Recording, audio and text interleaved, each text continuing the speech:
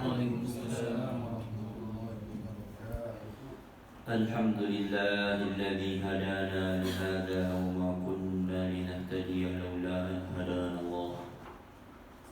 Allahumma salli wa sallim ala sayyidina Muhammadin sallallahu alaihi wasallam wa ala alihi wa ashabihi wa azwajihi wa dhurriyyatihi wa atba'ihi ila yaumiddin.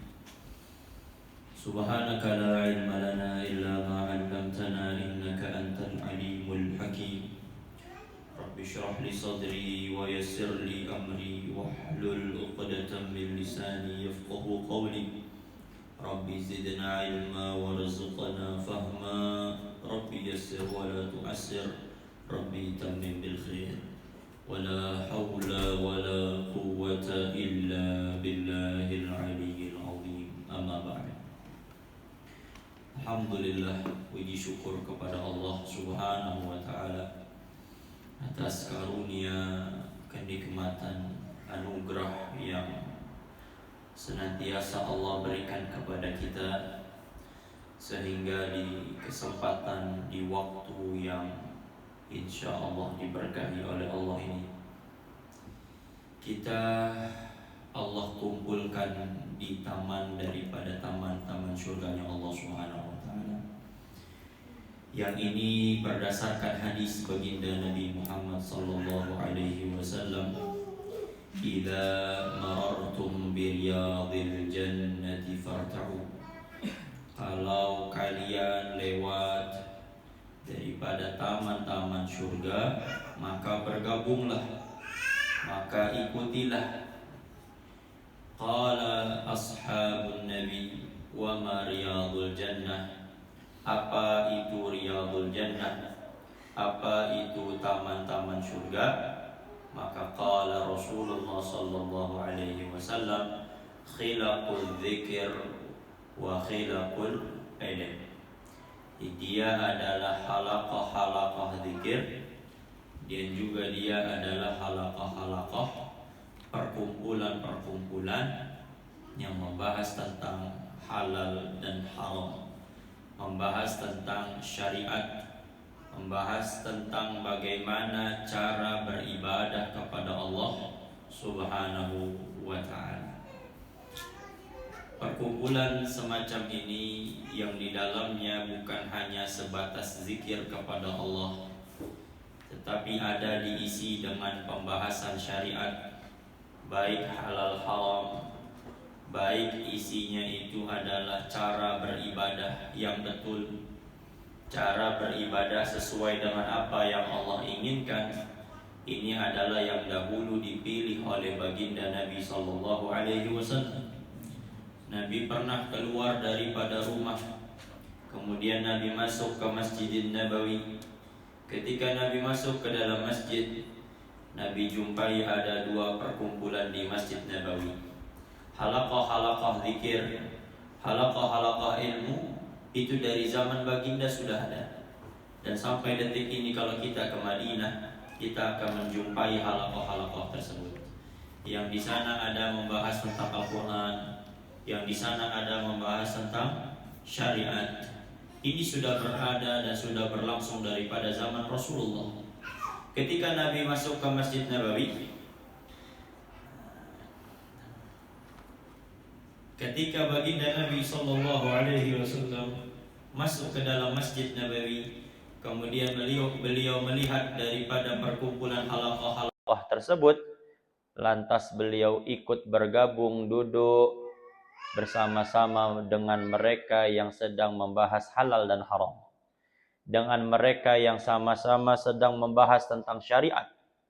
Kemudian baginda Nabi sallallahu alaihi wasallam ditanya dengan perihal tersebut, "Mengapa kamu pilih halaqah ilm? Kenapa kamu memilih duduk di halaqah perkumpulan yang di dalamnya itu membahas tentang syariat halal haram?" Apa kata beliau? "Innama bu'istu mu'alliman." Hanya saja saya ini diutus oleh Allah untuk mengajarkan agama. Maka beruntung kita dipilih Allah Subhanahu wa taala untuk sama-sama berkumpul, untuk sama-sama duduk, sama-sama belajar bagaimana menjalankan syariat sesuai dengan apa yang Allah inginkan, sesuai dengan apa yang telah ditentukan oleh Allah melalui lisan baginda Rasulullah sallallahu alaihi wasallam. Dan semoga Allah Subhanahu wa taala memberikan kita pemahaman. Sebagaimana Allah janjikan di dalam Al-Qur'an, yarfa'illahu alladhina amanu minkum walladzina utul ilma darajat. Allah Subhanahu wa taala itu mengangkat di antara kalian orang-orang yang beriman, kemudian mereka yang diberikan ilmu di dalam hati-hati mereka. Diangkat beberapa derajat, terserah Allah Subhanahu wa taala. Sayyiduna Abdullah bin Abbas radhiyallahu taala anhuma ketika menafsirkan daripada ayat tersebut, maksud beberapa derajat yang dimaksudkan adalah 700 derajat. Yang sama kita ketahui derajat ini menjadi penentu nanti kita seberapa dekat kedudukan kita di hadapan baginda Rasulullah sallallahu alaihi wasallam. Semakin tinggi derajatnya, semakin banyak derajat yang dia miliki di hadapan Allah, maka nanti kedudukannya di dalam surga akan dekat dengan kedudukan maqam para nabi dan juga para rasul. Kita berharap kepada Allah, ya, dengan keberkahan kita duduk di majelis ilmu agama, Allah kelak kumpulkan kita kembali di dalam surganya Allah bersama baginda Nabi Muhammad sallallahu alaihi wasallam. Karena inti daripada surga adalah Rasulullah. Ada seorang sahabat Nabi namanya Sayyidina Qaqqa' At-Tamimi radhiyallahu taala an. Ketika salah satu tabi'in meminta kepada Sayyidina Qaqqa', ya Qaqqa' sif lanal jannah. Wahai Qaqqa', tolong sifatkan kepada kami tentang surganya Allah Subhanahu wa taala. Yang kamu dulu dengar daripada Rasul. Yang kamu dulu dapat tentang surga itu dari Nabi. Apa jawab beliau? Fiha Rasulullah sallallahu alaihi wasallam. Ketika disuruh mensifati surga, maka jawaban beliau sangat singkat. Di dalam surga ada Rasulullah sallallahu alaihi wasallam. Para sahabat, orang-orang saleh, ulama-ulama kita masuk surga, ingin masuk surga bukan seperti keinginan kita. Kalau kita sekarang ditanya kenapa ingin masuk surga, ada di antara kita yang menjawab karena takut dengan neraka. Ada di antara kita yang menjawab kenapa ingin masuk surga, karena di dalam surga banyak bidadarinya. Karena di dalam surga ada sungai yang terbuat daripada susu. Di dalam surga ada sungai yang alirannya itu Allah ciptakan daripada khamar. Berbagai macam kenikmatan. Bahkan yang terlintas di dalam hati, baru terlintas di dalam hati, itu langsung Allah ciptakan dan Allah berikan. Itu kenikmatan-kenikmatan yang kita bayangkan. Dan sebab itulah kita ingin masuk ke dalam surga. Tapi berbeda dengan para sahabat, berbeda dengan para orang-orang soleh. Ketika mereka ditanya, kenapa kamu mau masuk surga? Kenapa kamu ingin sekali masuk ke dalam surga? Karena di dalam surgalah saya bisa bersama baginda Rasulullah sallallahu alaihi wasallam. Semoga barokah kita ngaji, Allah kumpulkan kita bersama Rasulullah di dalam surganya Allah Subhanahu wa taala. Kita akan melanjutkan kajian kita tentang panduan wudu, salat dan zikir secara sunnah. Secara sunnah berdasarkan riwayat-riwayat yang diriwayatkan daripada baginda Rasulullah sallallahu alaihi wasallam. Di pertemuan yang sebelumnya kita sudah membahas secara rinci, membahas secara detail tentang syarat-syarat sahnya wudu. Itu ada 9. Semoga tidak terlupakan gitu ya. Yang 9 itu penting untuk kita ingat dan penting untuk kita pahami. Jangan dipandang remeh, jangan dianggap gak penting. Kalau kita enggak mau ambil berat, kita enggak mau ingat-ingat, kita enggak mau serius dalam mempelajari syariat, maka bahaya sedang menanti kita nantinya. Karena dengan cara menegakkan syariatlah kita akan mendapatkan kebahagiaan di dalam surganya Allah Subhanahu wa ta'ala. Ya, syarat sah wudu ada 9. Ini kita rasa-rasanya nggak perlu kita ulang, karena kalau kita ulang nanti akan menguras waktu kita. Maka, oke, boleh kita refresh kembali ya. Tentang syarat wudu itu ada 9. Pertama, Islam. Jelas ini Islam. Orang non-muslim nggak sah. Maka pertemuan sebelumnya saya sampaikan, kalau ada orang yang ingin masuk Islam, kemudian ada ustadz yang membimbing nyuruh dia wudu, berarti ustadznya bukan orang yang alim, bukan orang yang paham syariat, gitu ya. Itu yang pertama. Kemudian yang kedua, tamyiz. Anak kecil yang belum tamyiz, belum bisa makan sendiri, belum bisa cebok sendiri, belum bisa membedakan mana kanan dan juga yang kiri, maka ini ketika dia berwudu, wudunya tidak sah. Alternatifnya bagaimana? Diwudukan oleh orang tuanya. Itu yang kedua. Tamyiz. Tamyiz ulama katakan umur 7 tahun. Jadi kalau anak udah umur 7 tahun, maka dia sudah sah, dianggap sah untuk melaksanakan wudu. Ya, yang wudu itu adalah ibadah. Yang ketiga, bebas dari haid, nifas, dan semacamnya. Jadi perempuan haid, kita sudah tekankan di pertemuan sebelumnya, haram berdosa kalau dia menyengaja wudu. Tapi kalau dia lupa, dia nggak sengaja bangun tidur, dia lupa dia lagi haid, karena memang biasa bangun tidur dia langsung wudu, kemudian dia wudu tanpa disengaja, maka tidak berdosa. Karena tidak sengaja. Tapi kalau memang dia sengaja, maka hukumnya haram berdosa. Apa kata ulama? Litala'u biha. Karena dianggap mempermainkan ibadah. Itu yang ketiga. Yang keempat, tidak ada zat, sesuatu apapun itu yang menghalang air untuk sampai ke anggota wudu. Ada berapa anggota wudu? Ada ingat? Santri dulu, santri. Ada berapa anggota wudu? Ada berapa anggota wudu? Ada 4. Rukun wudu ada 6. Anggota wudu ada 4. Yang 4 itu apa? Wajah, tangan, pala, kaki. Telinga nggak kita hitung karena sunnah. Mulut, hidung kita nggak hitung karena itu sunnah. Telinga pun juga sama, itu tidak kita hitung karena hukumnya sunnah. Yang kita maksud adalah rukun daripada rukun wudu. Duanya itu nanti adalah niat dan juga tartib berurutan. Jadi nggak ada di anggota-anggota wudu yang 4 tadi sesuatu yang dapat menghalangi air untuk sampai kepada anggota wudu. Contohnya apa? Cincin. Contohnya apa? Jam tangan. Contohnya apa? Gelang yang terlalu ngepres, yang terlalu ketat. Kalau kita pakai begini, hukum melepas cincin ketika kita ingin wudu dan juga mandi junub itu 2 hukumnya. 1, dia bisa hukumnya sunnah. 2, dia hukumnya bisa jadi wajib nanti. Pertama, hukumnya sunnah. Kapan hukum melepas cincin itu sunnah? Ketika cincinnya renggang. Air masih bisa masuk ke dalam anggota tubuh, masih sampai kepada anggota wudu, maka melepas cincin itu hukumnya sunnah. Jadi kita wudu buka cincin, buka jam, niat yang mengikuti sunnah Nabi itu bisa dapat berpahala sunnah. Tapi kalau niatnya ngikut sunnah, kalau nggak niat maka nggak dapat.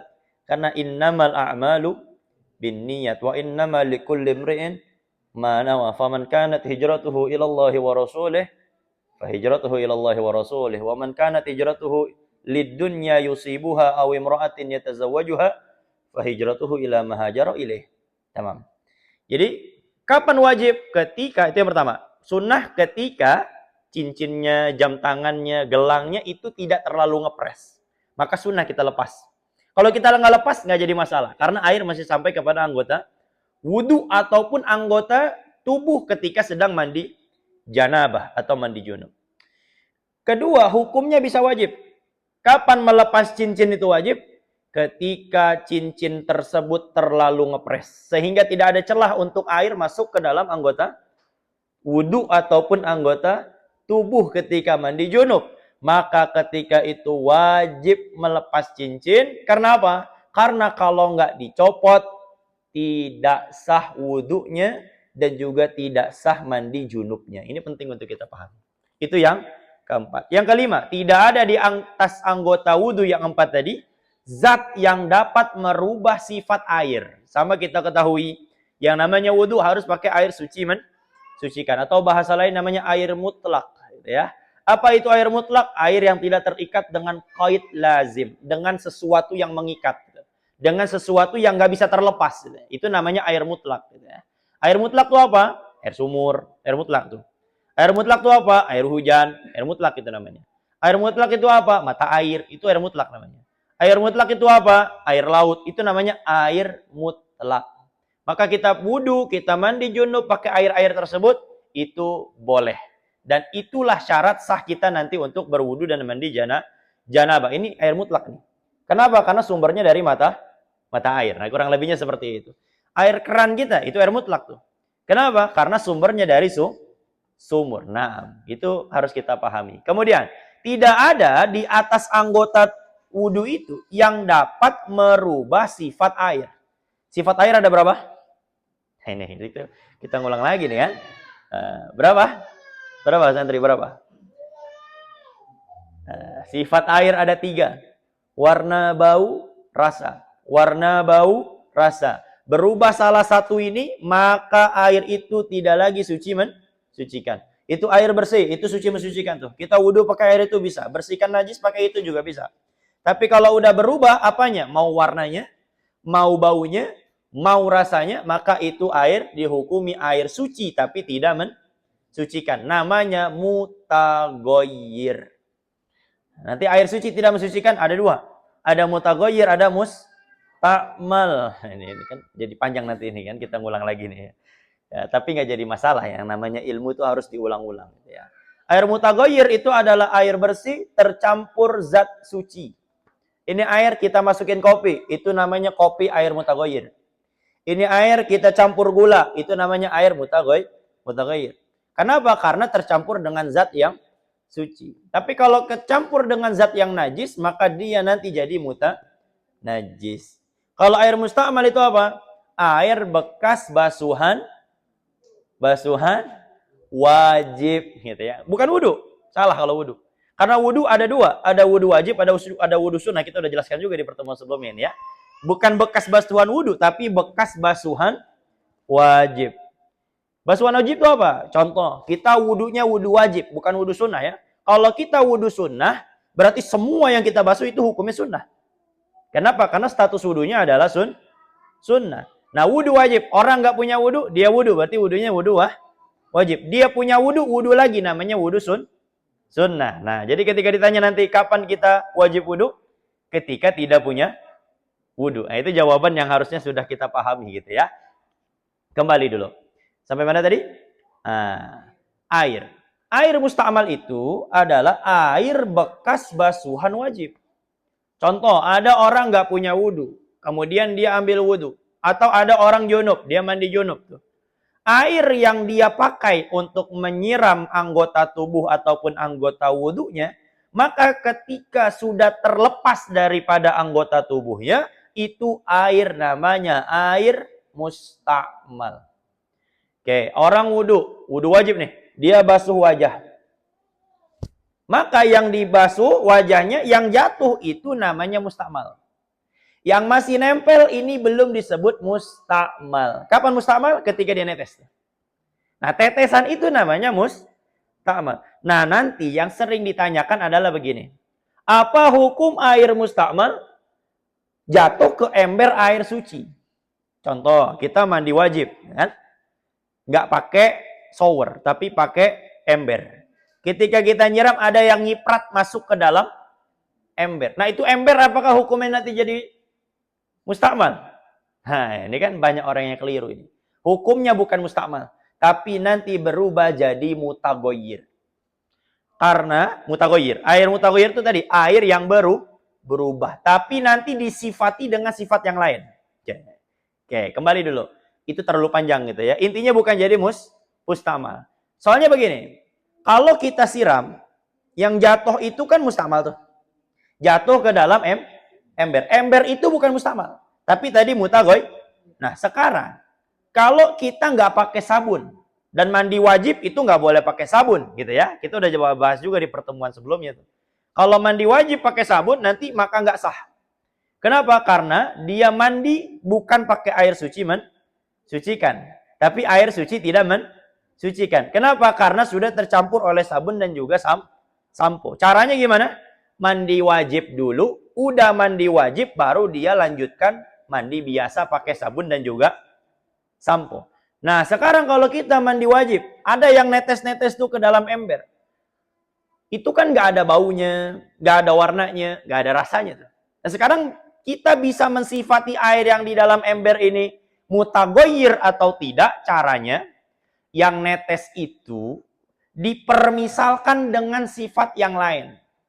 Contoh, yang netes berapa? Yang netes 5 tetes ataupun 10 tetes.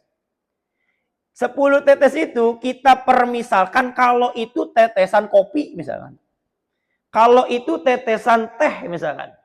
Jatuh ke dalam ember, kira-kira tuh air yang di dalam ember berubah nggak?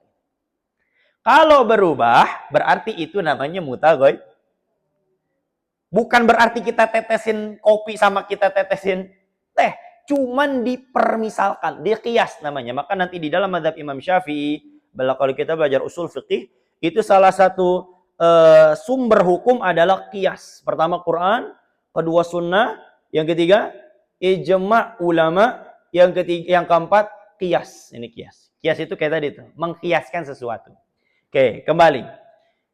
Jadi kita apa tadi? Tidak ada yang bisa merubah air ketika sampai kepada anggota wudu. Jadi kalau wudu ada bedak hilangin dulu tuh. Kita wudu ada bekas pakai parfumnya hilangin dulu tuh. Biar apa? Biar sifat airnya tidak berubah. Bisa dipahami ini ya? Oke, ini kita sedang refresh ini ya, makanya agak cepat gitu. Kok cepet ya Ustadz? Ya karena kita udah bahas gitu. Kalau pelan lagi jadi ini lagi nanti nih ya. Kembali. Yang keenam, mengetahui dengan yakin bahwa wudu yang dilakukan wajib atau sunnah. Jadi wudu ada dua, ada wudu wajib, ada wudu. Kapan wudu wajib?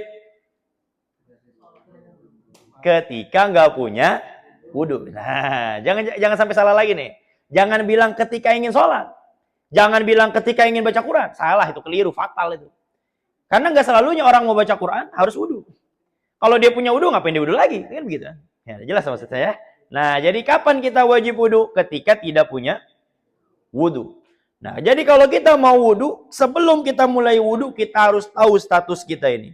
Ini wudu saya, wudu wajib atau wudu sunnah? Ustadz, saya lupa nih. Saya punya wudu apa enggak ini? Ragu-ragu caranya. Maaf, ragu-ragu kondisinya.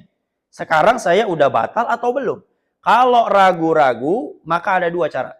Ada cara orang awam, ada cara orang alim. Kita pakai cara orang awam aja nih ya. Yang pertama, cara orang awam, batalin wudunya. Dengan apa? Dengan melakukan pembatal wudu. Kalau udah dia batalkan, berarti dia yakin sekarang status dia adalah nggak punya. Berarti dia yakin wudunya adalah wudu wajib. Itu cara orang awam tuh. Ada lagi cara orang alim. Cuman nanti terlalu panjang cara orang alim. Nanti takut juga terlalu bingung gitu ya. Kita sampaikan yang mudah-mudah saja gitu ya. Oke. Jadi harus tahu nih. Wudunya nih. Sekarang orang wudu aja. Nggak tahu deh status ketika ditanya. Tadi ada wudu ya. Wudu apa itu? Itu wudu wajib atau sunnah? Nggak tahu. Wudu aja. Nanti sekarang sah apa nggak? Nggak sah. Kenapa nggak sah? Karena dia nggak tahu status dia itu wudu wajib atau wudu sunnah. Nah, sama kayak orang sholat. Orang sholat, kalau dia nggak tahu udah masuk waktu sholat atau belum, langsung sholat, nggak sah sholatnya. Sekalipun benar, ternyata abis itu dia sudah berada di waktu sholat. Contoh, orang jam 11 siang tidur. Bangun tidur, nggak lihat jam, nggak denger azan, nggak lihat HP, ambil wudhu, sholat. Niatnya sholat zuhur. Tapi dia nggak tahu udah masuk atau belum. Cuman prasangka dia sudah masuk. Tanpa memastikan sudah masuk waktu zuhur atau langsung sholat. Habis sholat, lihat jam 1. Berarti kan benar tuh. Udah waktu zuhur.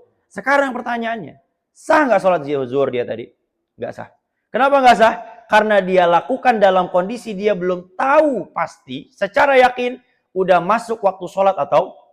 Nah, jadi kalau kita mau sholat, pastikan dulu tuh. Udah masuk belum waktunya? Secara yakin. Nggak boleh pakai zon. Nggak boleh pakai dugaan prasangka, itu tidak boleh. Jadi kalau kita sekarang ada HP ya gampang lihat HP. Kita ada jam ya lihat jam aja sekarang. Agar apa? Agar memenuhi syarat sah sholat. Syarat sah sholat nanti kalau kita sudah masuk pembahasannya adalah mengetahui dengan yakin masuknya waktu sholat. Jadi nggak boleh kita sholat dalam keadaan kita belum tahu sudah masuk atau belum. Hanya dugaan-dugaan saja. Itu sama juga dengan wudu. Nggak boleh orang wudu asal wudu. Dia harus tahu wudunya wudu wajib ataupun wudu sunnah. Selanjutnya. Yang ketujuh, tidak salah meyakini salah satu rukun wudu sebagai sunnah. Rukun wudu ada berapa? Ada berapa? Ada? Enggak usah ragu-ragu jawabnya. Ada berapa? Ada 6. Ada 6. 1 niat, 2 wajah, 3 tangan, 4 kepala, 5 kaki, 6 tartib. Kalau ada orang meyakini di antara yang 6 ini adalah sunnah, berarti selama ini wudunya nggak sah.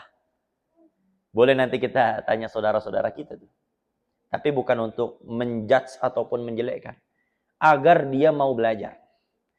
Sekarang kita tanya orang di luar tuh, kalau kita tanya. Apa rukun wudu? Banyak yang nggak tahu. Banyak yang nggak tahu itu. Atau kalau kita tanya begini. Apa hukum membasuh kepala? Mengusap kepala itu apa hukumnya? Kalau ada orang yang bilang, oh itu mah sunnah. Berarti selama ini wudunya nggak sah. Kalau wudunya nggak sah, sholatnya juga jadi. Umurnya berapa tahun tuh? Umurnya udah 25 tahun Ustaz. Baliknya umur berapa? Umur 10 tahun udah balik. Berarti 15 tahun sholatnya nggak diterima oleh Allah SWT. Naudzubillah min. Ustaz dia kan nggak tahu. Dia kan nggak tahu ilmunya. Orang kalau nggak tahu dimaafkan. Tadi dulu. Orang bodoh itu ada 2. Ada bodoh yang dimaafkan. Bodoh itu Ustaz nggak tahu itu ya. Kalau dia nggak tahu nggak apa-apa. Gitu. Ada orang yang bodoh tidak dimaafkan. Maksudnya tidak dimaafkan itu berdosa. Nah sekarang bodoh yang dimaafkan itu apa? 2. 1 mu'allaf baru masuk Islam. Kedua dia jauh tinggalnya dari ulama. Di pedalaman Papua dia tinggal di sana. Gak ada ulamanya. Dia nggak tahu rukun wudu, maka wudunya tetap sah. Kenapa? Karena ketidaktahuannya disebabkan karena jauh daripada ulama. Ada orang mu'allaf. 1 hari menjelang Ramadan masuk Islam. Siangnya karena dia biasa makan, dia makan. Siangnya dimakan. Kemudian malamnya dia dengar tuh tausiah kultum Ramadan. Habis taraweh. Ternyata kultumnya isinya apa? Isinya membahas tentang larangan-larangan ketika berpuasa. Ketika dengar kultum itu, orang mu'alaf baru tahu. Ternyata orang puasa nggak boleh makan. Nah sekarang jawabannya. Coba dijawab. Itu puasa dia tadi sah apa enggak? Sah. Kenapa sah? Karena dia makan dalam keadaan nggak tahu. Nggak tahu itu nggak disengaja. Dan ketidaktahuannya itu adalah ketidaktahuan yang dimaafkan. Disebabkan karena apa? Karena dia adalah orang yang baru masuk. Tapi kalau kita kayak gitu, kagak dimaafin itu. Tetap batal itu. Oh, Anda nggak tahu, nggak bisa bilang nggak tahu. Jadi kalau ada orang bilang, oh Anda selama ini nggak tahu Ustaz, kan kalau nggak tahu nggak apa-apa. Kalau nggak tahu dimaafkan. Kalau nggak tahu nggak dosa. Bagi mereka yang 2 tadi iya. Tapi bagi kita nggak. Apalagi dari kecil udah Islam, apalagi tinggalnya di Tangerang ini. Ulama di mana-mana ini. Ada orang nggak tahu beginian, mohon maaf gitu ya. Salatnya nggak sah. Salatnya tidak sah. Jadi jangan sampai salah meyakini itu. Tapi kalau meyakini yang sunnah menjadi wajib, kebalikannya, itu bagus bahkan boleh. Boleh bahkan bagus. Contoh, apa hukum mengusap telinga? Dia bilang wajib. Sah nggak wudunya? Sah. Kenapa? Karena meyakini yang sunnah menjadi. Yang nggak boleh apa tadi? Meyakini yang wajib rukun menjadi. Nah, itu yang nggak boleh. Oke, semoga bisa dipahami ya. Yang ke-8, menggunakan air suci mensucikan. Tadi yang saya bahas pakai air suci mensucikan. Yang ke-9, ini khusus bagi orang beser. Orang beser ada 2. Istihadhah itu juga termasuk beser. Namanya salisil baul. Dalam kitab-kitab fikih itu namanya salisil baul. Orang yang dikit-dikit kencing, dikit-dikit kentut, gitu ya. Dikit-dikit keluar darah. Itu namanya beser. Jadi beser bukan hanya kencing gitu ya. Beser ada yang bentuknya darah, nauzubillah min dzalik, semoga Allah kasih sehat kita ya. Ada juga yang bentuknya kentut. Dikit-dikit kentut. Semenit kentut. Ya. Kalau nggak bau sih alhamdulillah gitu. Masalahnya kalau bau, ini bau. Masalah bener ini ya. Dikit-dikit kentut. Nah sekarang orang kayak gini gimana wudunya? Ustadz, saya baru wudu semenit kentut. Habis wudu batal lagi karena kentut tadi. Maka orang yang beser dua caranya. Satu, wudunya wajib setelah masuknya waktu sholat. Jadi nggak boleh dia wudu sebelum azan. Nggak boleh. Dia mau sholat zuhur, maka dia tunggu azan zuhur baru dia boleh wudu. Satu. Jadi wudunya setelah masuknya waktu sholat yang akan dikerjakan. Kemudian yang kedua, habis wudu langsung persiapan untuk sholat.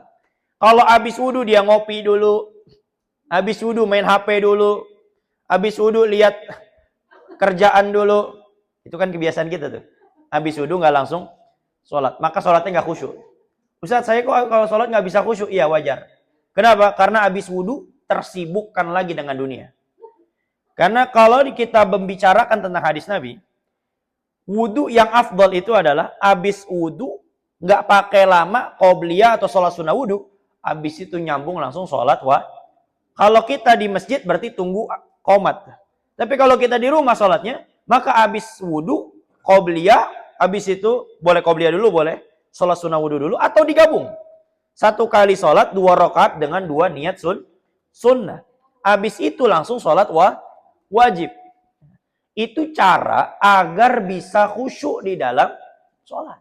Jadi kalau mau khusyuk dalam sholat, habis wudhu jangan ngobrol. Habis wudhu jangan ngerumpi. Habis wudhu jangan sibuk lagi dengan kerja.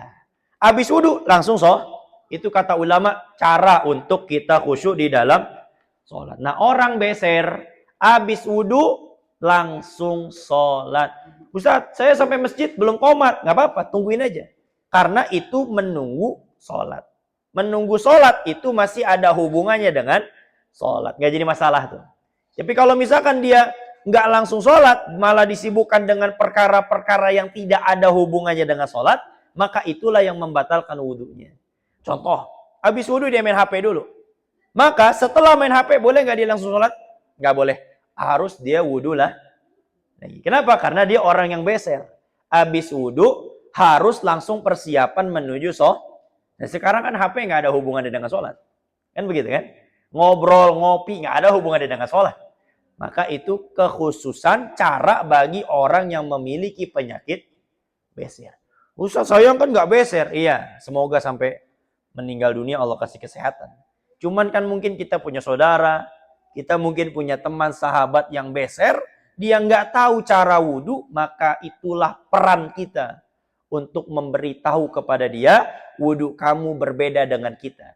Kalau kita sekarang jam berapa? Jam 2. Kita mau wudhu buat sholat asar, boleh apa enggak? Boleh, selama enggak batal. Tapi orang beser enggak boleh. Kapan dia wudhunya? Ketika nanti masuk azan asar. Semoga bisa dipahami ya. Itu 9 daripada syarat sahnya wudhu. Ini merefresh, ini udah hampir setengah jam ini ya. Nah.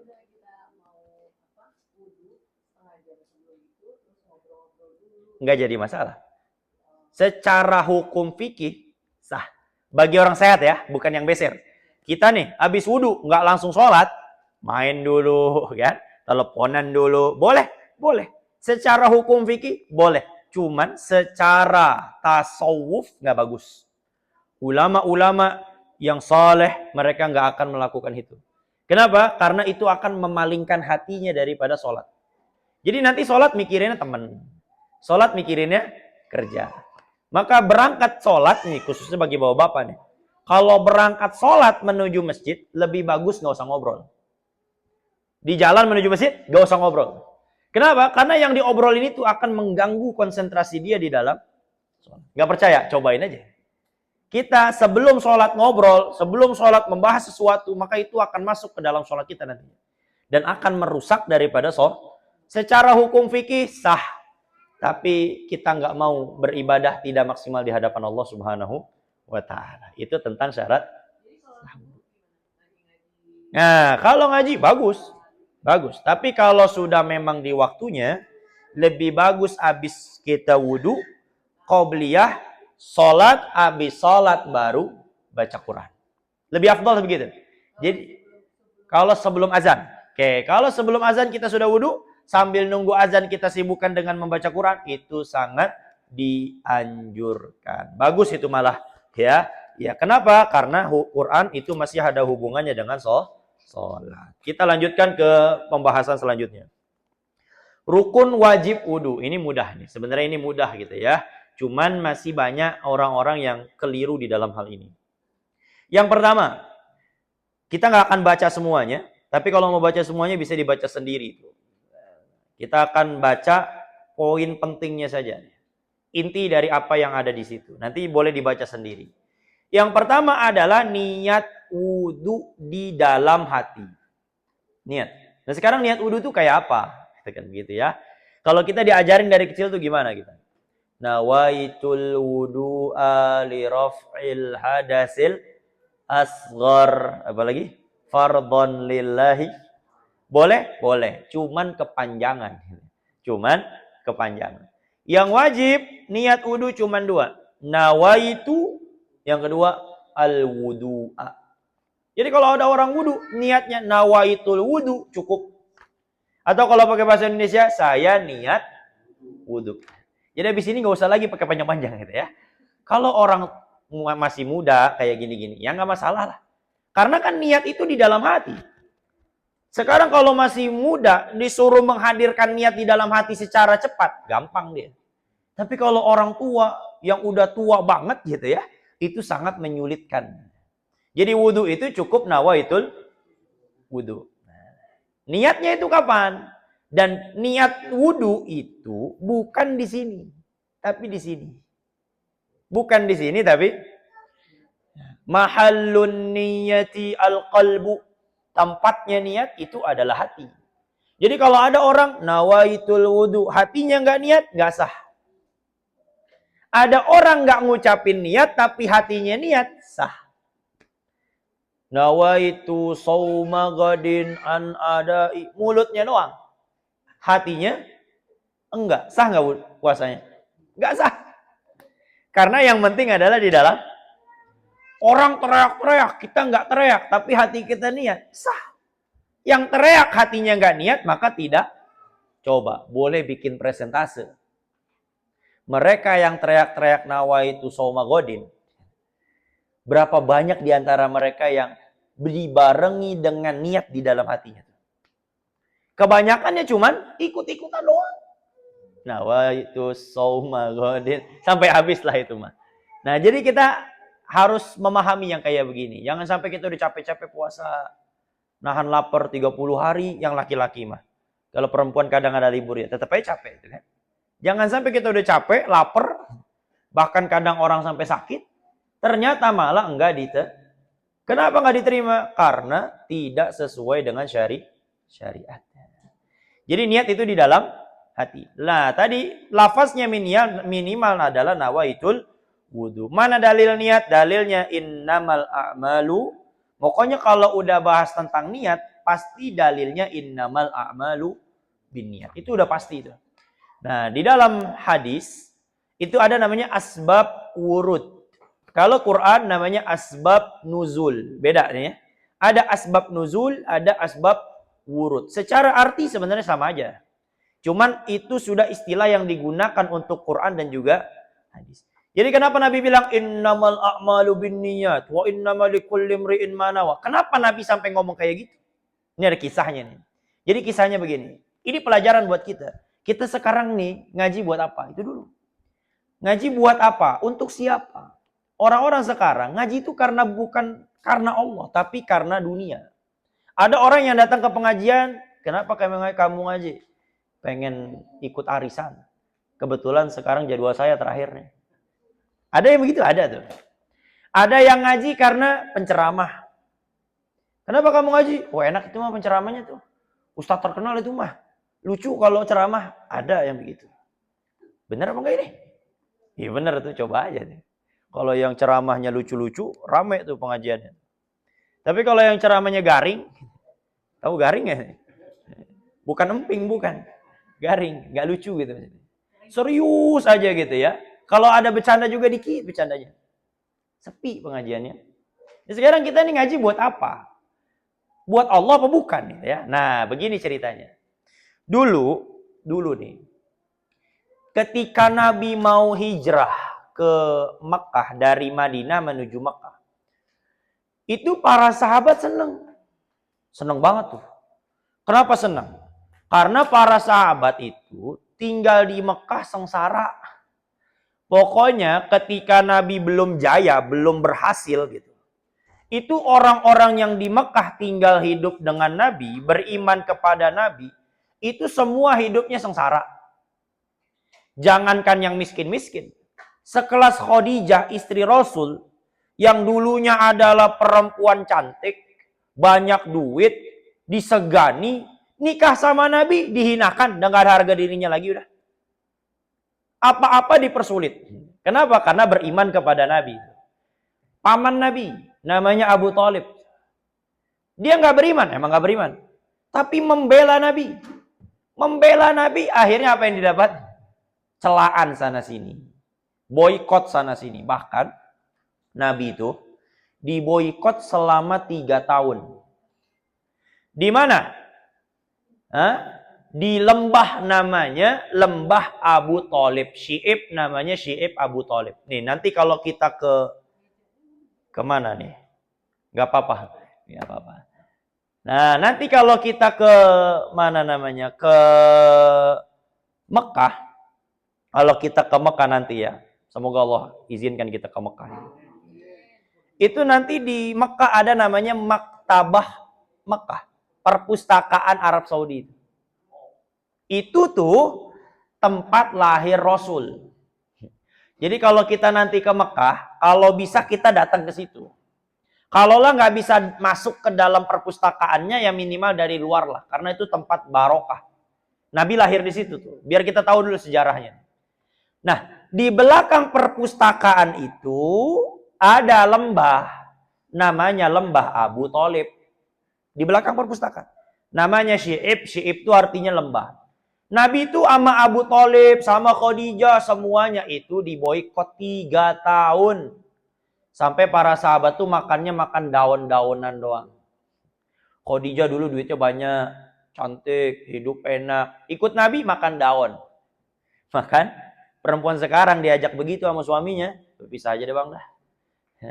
Daripada gua makan daun, mendingan pisah. Tapi karena cintanya Khadijah kepada baginda, ditemani itu. Ini bentuk perjuangan. Nah, jadi sebegitu sulitnya tuh para sahabat ketika ikut Nabi di mana? Di Mekah. Maka ketika dapat perintah untuk hijrah ke Madinah, itu para sahabat semangat bener. Semangat, kemudian juga antusias sekali itu.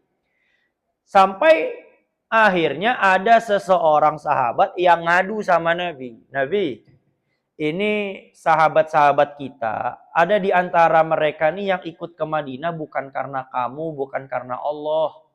Tapi mereka ikut tuh karena pengen nikah di Madinah. Karena di Mekah susah nikah. Kenapa susah nikah? Karena punya hubungan dengan baginda Nabi. Ada juga di antara mereka yang pengen ke Mekah itu, ke Madinah itu tujuannya buat dagang. Ada. Karena di Madinah mereka diboikot sana sini. Maaf, di Mekah diboikot sana sini. Sedangkan kalau di Madinah mereka bisa leluasa ngejual barang-barang mereka. Nabi itu gampang aja. Apa kata Nabi? Innamal a'malu binniyat.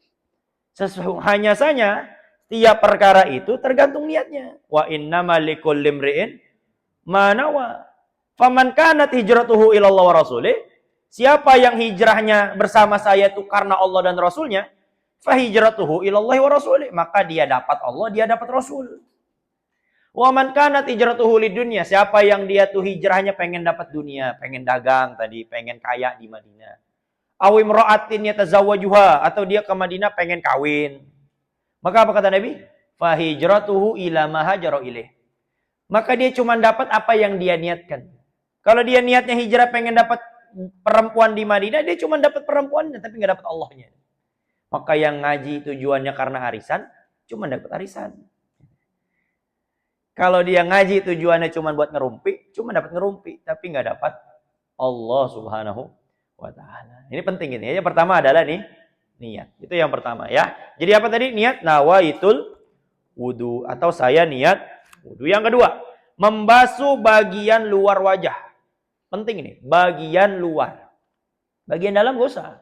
Bagian dalam itu apa? Hidung dalam. Ya, itu nggak wajib itu. Mulut itu juga bukan mulut bagian dalam, itu juga bukan daripada bagian wajah. Jadi yang wajib dibasuh adalah wajah bagian luar. Nah, sekarang kita akan bahas dulu nih. Antara vertikal. Vertikal itu jaraknya adalah antara area tumbuh rambut normal hingga bawah dagu rahang. Kita kalau orang normal itu tumbuh rambutnya di sini. Betul ya? Normal. Ada kalau nggak normal ada yang di sini ada. Ada yang belakang lagi ada. Itu nggak normal gitu ya. Ada yang begitu. Nah, jadi yang dijadikan patokan adalah tempat tumbuh rambut pertama orang normal. Di sini. Jadi kalau ada orang botak, tumbuh rambut pertamanya tuh di sini. Maka dia nggak perlu basuh wajah dari sini ke sini. Nggak usah. Tapi tetap dari sini ke sini. Karena orang normal tumbuhnya di sini. Ya, sampai mana? Sampai rahang bagian bawah. Ini rahang ke bawah. Rahang ke bawah. Itu panjangnya. Lebarnya itu daripada cuping. Ini namanya cuping. Cuping telinga kanan sampai cuping telinga. Bukan cuping, maaf. Kalau cuping tuh ini nih. Ini cuping. Yang apa nih? Yang lembek-lembek ini namanya cuping. Ini apa namanya? Anak telinga tuh kan. Apa bahasa kitanya? Pasak namanya. Pasak telinga. Ini yang disebut anak telinga nih, yang kecil. Ini namanya pasak telinga. Jadi lebarnya itu dari pasak telinga kanan sampai pasak telinga. Ini semuanya harus terbasuh. Ada nggak terbasuh, maka tidak sah. Cuman sedikit aja yang lewat, maka wudunya nggak sah. Ini perlu kita pahami. Dan kembali kepada niat. Niat itu ketika membasuh wajah. Bukan ketika sedang membasuh tangan. Di sini nggak ada. Bukan ketika menadangkan air memenuhkan tangan dengan air. Dan inilah yang diajarkan oleh guru-guru kita dulu tuh. Kalau kita lagi sekolah MI dasar itu kan, nadangin air nih begini. Kemudian disuruh sama gurunya apa? Ikutin nawaitul wudu sambil nadangin air. Udah, habis itu disiram ke wajah. Tapi nggak diajarkan untuk niat di dalam hati. Ketika sedang membasuh, maka nggak sah wudunya. Nah, sekarang kita punya anak nggak? Punya. Anak kita tahu nggak cara itu? Jangan-jangan dia nggak tahu. Padahal Allah katakan dalam Quran, Ku anfusakum wa ahlikum. Jagalah diri kalian dan keluarga kalian daripada siksa api. Gimana? Emang kita bisa tuh ngawal anak kita masuk surga? Ya nggak bisa. Membentenginya, menjaganya itu dengan apa? Dengan agama. Anak kita tanggung jawab kita. Selama memang dia itu masih di dalam naungan kita, masih patuh dengan kita, maka kita wajib untuk membimbingnya. Jadi kalau dia nggak tahu cara wudhu, repot ini nanti urusannya. Ya, jangan sampai nauzubillah min. Jadi niat wudhu itu gimana? Satu, nawaitul wudu. Yang kedua, niatnya di dalam hati. Ketiga, ketika sedang membasuh wajah. Saya praktekin ini ya. Jadi begini prakteknya nih. Ambil wudu, ambil air maksudnya. Setelah airnya penuh, sunnah, afdol, basuh mulai dari atas. Bukan dari bawah. Bukan dari bawah, tapi dari atas. Walaupun ini nanti menjadi perdebatan ulama antar Imam Ibn Hajar dan juga Imam Ar-Ramli rahimahullah ta'ala. Jadi atas. Ketika tangan sampai ke sini, maka hati niat nawaitul wudu. Sambil digerakkan ke seluruh wajah. Itu yang sempurna. Perhatikan ini praktek ini praktek yang sempurnanya. Tempelin ke atas ini, dari atas, kemudian ke kanan sampai pasaknya kena. Kemudian bawah begini. Udah, tarik begini. Itu adalah membasuh wajah yang paling sempurna yang diajarkan oleh ulama-ulama Syafi'iyah. Boleh dibuka di dalam kitab apapun, pasti seperti itu prakteknya. Nah sekarang orang wudhu, nggak begitu praktek itu. Ada yang dari bawah, boleh nggak? Boleh. Selama wajahnya semua terbasuh. Tapi afdolnya dimulai dari A. Nah, tapi yang saya mau tekankan adalah niatnya di dalam hati ketika sedang membasuh wajah. Jadi kalau dia sebelum basuh wajah niat duluan, gitu ya, di dalam hati nggak sah. Niatnya harus di dalam hati ketika sedang membasuh. Nah, ini harus ditekankan betul-betul. Biar habis ini kita nggak keliru lagi dalam urusan berwudu. Kemudian, air wajib dibasuhkan melebihi sedikit dari batasan ini. Oke, tadi lebih. Jadi bukan hanya sampai pasak, tapi lebih dikit.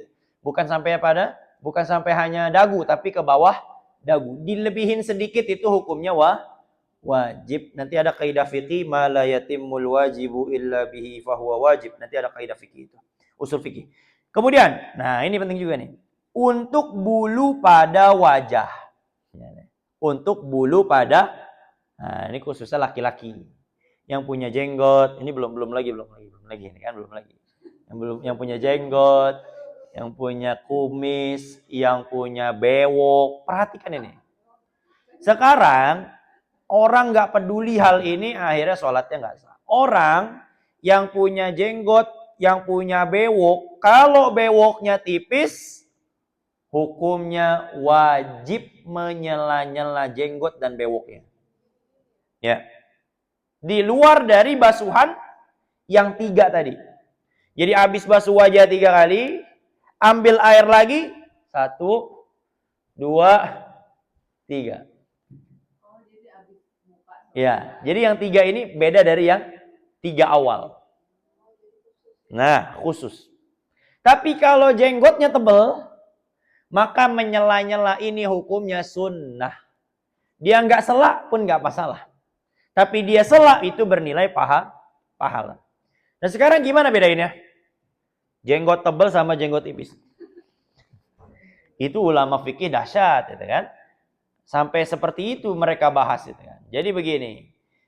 Jadi nanti bapak-bapak yang sudah berjenggot, gitu ya, coba nanti ngaca. Atau kalau nggak ngaca, tanya sama istri ataupun siapalah intinya. Jadi jenggot tipis atau tebal itu ditentukan dari jarak. Contoh, jarak orang ngobrol itu normal berapa? 1,5 meter. Kalau saya di sini, ada orang di pintu sono, itu bukan ngobrol namanya. Ya, kalau lah ngobrol itu berarti orang nggak normal.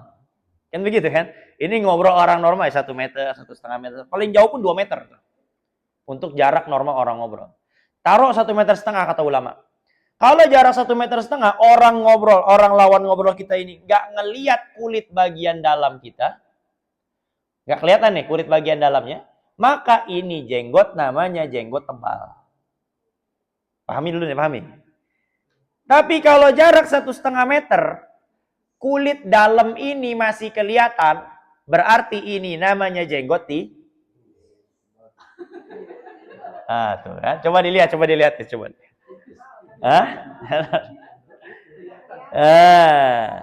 Jadi nanti habis ini kita bisa menilai jenggot kita ini tipis apa tebal. Kalau tipis berarti kan wajib menyela-nyela. Tapi kalau tebal berarti hukumnya Maka kalau ulama-ulama apa Suriah, Irak, Iran yang sampai begitu tuh, itu mah dia nggak wajib. Karena apa? Karena tebal, ya. Jangankan kulitnya tuh kan, dadanya aja nggak kelihatan. Karena saking tebalnya tuh, ya nggak jadi masalah lah. Itu mereka punya versinya masing-masing.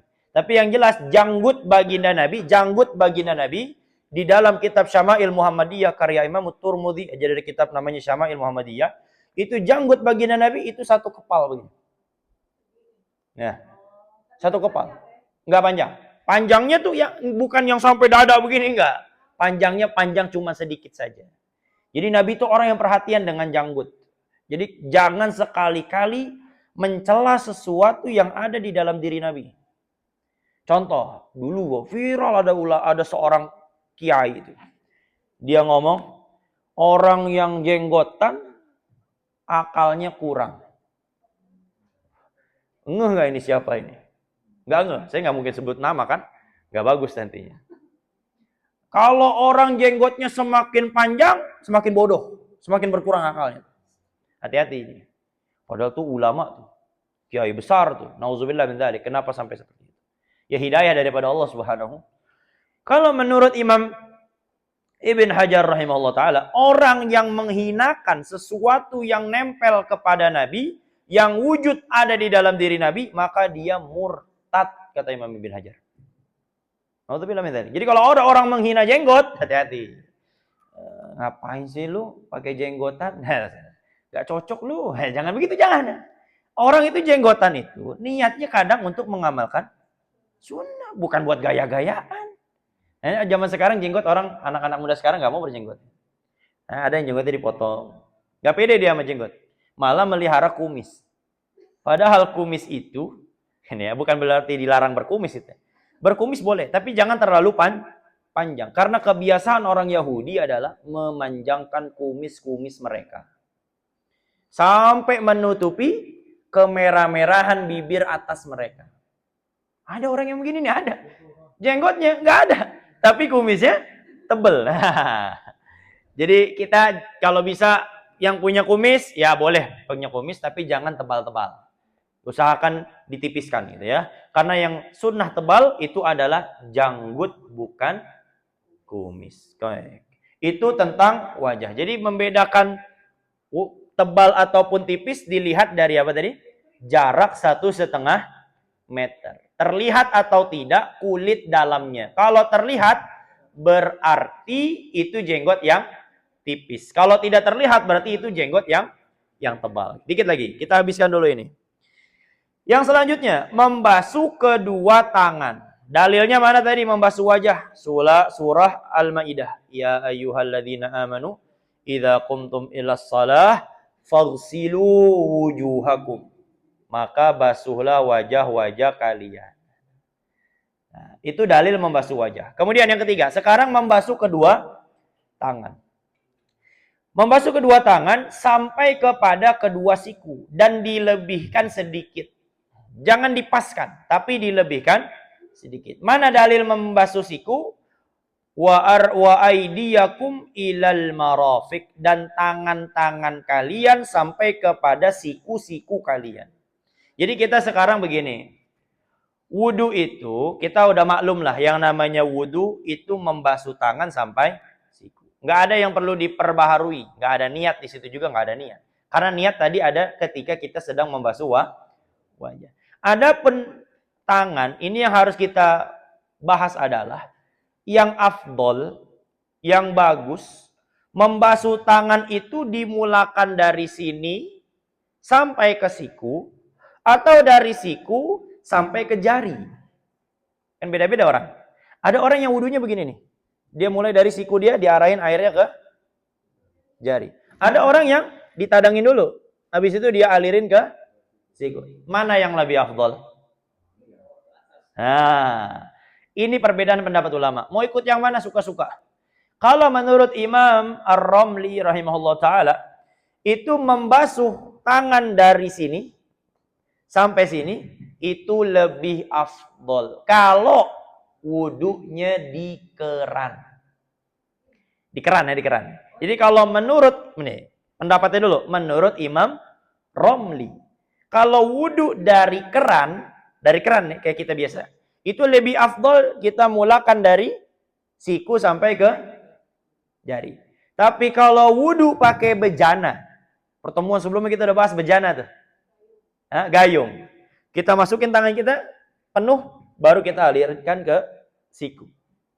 Kata Imam Ramli, kalau wudunya pakai bejana, kita ciduk bejana itu pakai tangan kita, maka yang afdol mulainya dari sini sampai siku. Itu menurut siapa? Imam Ramli. Tapi kalau menurut Imam Ibn Hajar rahimahullahu ta'ala, mau wudu pakai keran, mau wudu pakai bejana, yang paling afdol basuhan tangan itu adalah dari jari sampai kepada, mana dalilnya? Dalilnya Al-Quran, apa tadi? Faghsilu wujuhakum wa aydiyakum ilal marafiq. Ila sampai ke siku. Yang namanya sampai itu adalah akhir. Yang namanya sampai itu adalah tujuan, bukan permulaan. Jadi kita pakai pendapat Imam Ibn Hajar. Habis ini kita wudu, jangan dari siku ke jari, tapi kita mulakan dari jari, dialirkan airnya sampai ke itu yang lebih afdol. Sebenarnya mau dari tengah ke sini, boleh apa enggak? Ya boleh, asalkan semuanya cuman ngikut siapa? Itu pertanyaannya begitu sekarang. Nah, itu lebih afdol tuh. Nah, itu sekarang ilmunya kayak begitu. Jadi itu perbedaan pendapat ulama. Kalau ada orang yang wudunya dari siku sampai sini, gak usah disalahkan juga. Karena memang ada pendapatnya. Pendapat siapa tadi? Pendapat Imam Romli. Nah, tapi yang paling afdol tetap dari jari sampai kepada siku. Itu yang ketiga. Yang keempat, wamsahu biru'usikum. Dan usaplah, bukan basuhlah. Beda nih. Kalau tadi basuh, kalau sekarang usap. Apa bedanya basuh sama usap? Hadirin rahimakumullah. Hah? Kalau basuh pakai air, kalau ngusap nggak pakai air. Oke, jadi secara fikih perbedaannya seperti ini. Boleh disimak ya. Kalau basuh itu ada aliran air. Ketika ada alirannya, maka itu disebut namanya basuhan. Tapi kalau nggak ada alirannya, cuman basah. Kalau bahasa Arab namanya balal. Ini namanya balal nih. Nah, ini balal namanya. Apa nih? Basah ya. Nah, ini diusapkan, ini namanya ngusap. Tapi kalau ada alirannya, tuh. Kayak kita biasa basuh tangan, tadangin, kemudian dibasuh ke tangan, ke wajah. Itu kan ada alirannya apa enggak? Ada. Itu namanya basuh. Tapi kalau kepala, itu bukan dibasuh, tapi diusap. Boleh nggak tapi kalau ada orang wudu, kepalanya itu bukan diusap, dibasuh sama dia? Boleh. Cuman jadi ke orang mandi nanti. Maka ada orang habis wudu, basah banget bajunya. Akhirnya orang nanya, ente habis mandi apa habis wudu? Habis wudu. Kenapa? Karena dia wudunya begini. Ditadangin, penuh air nih. Kemudian dia sebor kemana? Paham bahasa sebor gak sebor? Bahasa mana nih sebor ini kan? Diseborin ke mana? Ke kepalanya. Akhirnya itu sekali aja udah kuyup gitu. Apalagi 3. Ya, ini berarti orang nggak belajar begitu. Kalau orang belajar, dia wudunya tuh tadangin dikit, basah, udah basah nih. Tinggal dia usapkan ke kepalanya saja. Tapi boleh nggak diguyur kayak tadi tuh? Boleh, cuman tadi nanti jadi mubazir. Kita udah bahas tentang hemat air tuh, udah kita bahas waktu itu ya di pertemuan yang sebelumnya. Kembali. Jadi kalau kepala itu bukan diusap. Maaf, bukan dibasuh tapi diusap. Tapi boleh nggak dibasuh? Boleh. Berbanding kebalik dengan wajah, dengan tangan, dengan kaki. Wajah, tangan, kaki bukan diusap tapi Jadi kalau ada orang wajahnya tidak dibasuh tapi diusap, contoh tangannya basah, dia usapin ke muka dia dengan niat wudu, sah nggak wudunya? Nggak sah. Kenapa? Karena wajah harus dibasuh bukan diusap. Dan mazhab Syafi'i mengusap kepala itu nggak wajib semua. Jadi kalau kita wudu orang malas, ya, kayak kita kan biasanya wudu kan malas itu kan. Apalagi malas, kalau wudunya banyak terlalu basah, akhirnya harus pakai hair dryer lagi. Apalagi perempuan tuh kan. Nah, jadi kalau malas begini nih, basah, nah gini. Sah apa enggak tuh? Sah. Kenapa? Karena mazhab Syafi'i mengusap sebagian rambut saja. Yang wajib semua itu madhab Imam Malik dan juga madhab Imam Abu Hanifah An-Nu'man rahimahumullah ta'ala. Jadi kalau madhab kita nggak wajib semua kepala diusap. Jadi kalau mulai sore nanti kita wudunya kayak begini, boleh apa enggak? Boleh. Kok ente wudu nggak basah? Iya, kenapa? Karena cuman diolesin doang. Kalau bahasa kita diolesin doang. Itu namanya mengusap kepala. Boleh kepala, kulit maksudnya, ataupun rambutnya. Tapi khusus rambut nih. Kalau kepala itu kulit kepala jelas di bagian kepala. Cuman kalau rambut itu nggak semua rambut ada di bagian kepala. Ada rambut yang sudah keluar dari bagian kepala. Contoh, perempuan itu kan rambutnya panjang. Sampai sini. Ya. Kalau ada perempuan dia wudu, dia usap rambutnya yang sini nih. Sah apa enggak wudunya? Enggak. Kenapa enggak sah? Karena ini sudah keluar daripada area kepala. Jadi kalau wudu jangan begini. Iklan sampo itu namanya. Jangan ya. Jangan begini, jangan. Ambil, tempelin. Nggak usah diusap juga sah. Ambil, tempel. Tak, udah. Habis itu tutup lagi dah. Cukup. Itu kalau ngambil wajibnya doang. Kalau mau sempurna, madhab kita Imam Syafi'i, maka meratakan seluruh kepala dengan air. Jadi madhab Syafi'i, mengusap seluruh kepala itu hukumnya sunnah. Yang wajib hanya mengusap sebagian. Itu yang keberapa?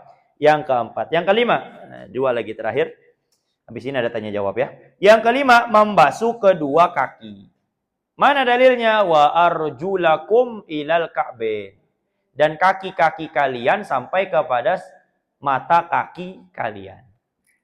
Ya, jadi kalau ada orang cuman ngusap membasuh kaki tapi nggak sampai mata kaki, berarti nggak sah.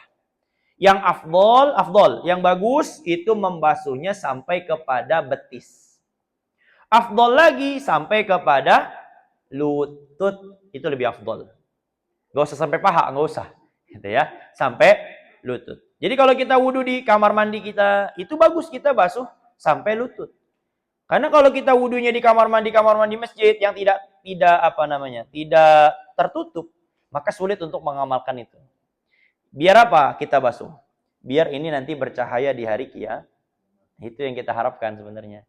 Nanti lutut kita bercahaya tuh kan. Jangan dibayangin bercahaya kayak orang kemudian wajahnya ditempelin senter itu, jelek jadinya. Ini mau bercahaya yang Allah titipkan cahaya itu kepada orang-orang yang menjaga wudunya. Jadi anggota wudu yang terkena air wudu nanti itu akan bercahaya di hari kiamat. Dan dari situ Nabi membedakan mana umatnya, mana yang bukan umatnya, gitu ya. Ya semoga nanti semua anggota tubuh kita bercahaya di hari kiamat.